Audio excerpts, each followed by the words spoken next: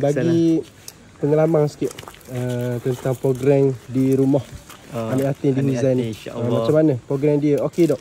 Dengan pelajar-pelajar. Program ni memang berjalan dengan lancar. Okey, baik. Kita pun mari sini kok. Kita pun mari nak belajar juga. Ya, okey. Lepas tu macam mana nak panggil orang luar ni datang untuk bantu anak-anak rumah anak yatim lagi. Anak yatim. Macam mana? Bagi kata-kata sikit. Okay, kepada warga-warga Malaysia, warga-warga dunia. Okey.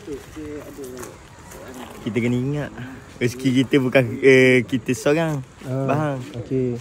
Kena kongsi kau, kita kena ingat tak asnah-asnah. Okey. Saudara-saudara kita. Okey, baik. Macam rumah anak yatim ramai asnah.